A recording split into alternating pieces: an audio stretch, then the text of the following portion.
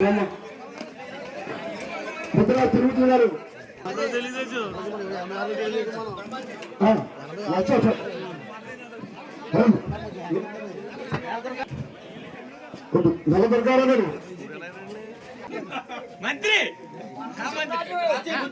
ఇతరికి ఎంత వాట?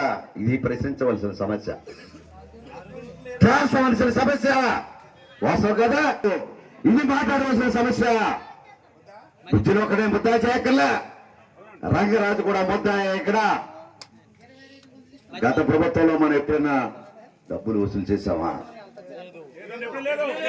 కానీ అయితే మళ్ళీ ఆ భూమిని సేకరణేమో ప్రభుత్వం పేరిట సేకరణ చేసిన వీళ్ళు దుర్మార్గంగా అమ్ముకుని మళ్ళీ డబ్బులు పంచుకున్నాడు. అంటే ఎకరం 60 సెంట్లు, ఎకరం 60 సెంట్లు, సెంటు 3 లక్షలు చొప్పున సుమారు 3 కోట్లు 4 కోట్ల రూపాయలు భూమి పోతే, 1 కోటి రూపాయలు పోయినా ఇంకా 2 కోట్ల 3 కోట్లు దందా చేసుకుని దానికి ఒక ఎర్రం చెట్టు వారి పాలెం మాత్రమే అని చెప్పడానికి ఇది వాస్తవా కాదా? ఇలాంటి అవినీతి రాజులు రాజ్యానికి వెళ్తే ఈ రాష్ట్రం రావణపాలెం ఏమవుతుంది? పేదవాడికి దోసేస్తున్నాము. దుర్మార్గులు ఖండించడానికి వచ్చాం, ఈ యొక్క రచ్చబండ కార్యక్రమాలు అని చెప్పడానికి వచ్చాం.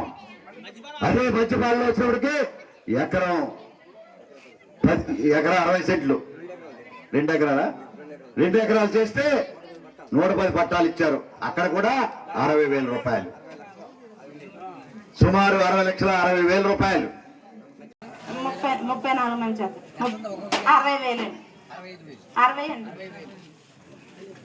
ఇప్పుడు అడుగుతుంటే మీ చెల్లవు, మీరు కేసు వాపస్ తీసుకుంటే మీ స్థలాలు మీకు ఇస్తాము అని అన్నారు. మరి కేసు కోర్టులో ఉన్నప్పుడు ఆ స్థలాలు ఎలా ఇచ్చేసారంటే అధికారులు సురక్ష కార్యక్రమంలో అడిగామండి మేము. ఇలాగని అడిగితే అలాగని అన్నారు.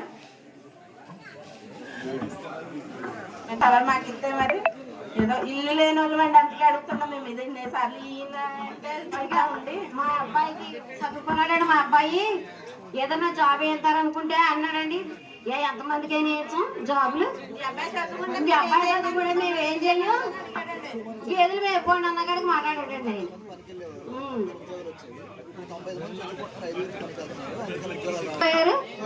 మాకు జాబ్ మేమే ఎక్కడ తెచ్చాము అన్న కాడికి మాట్లాడాడండి ఆయన.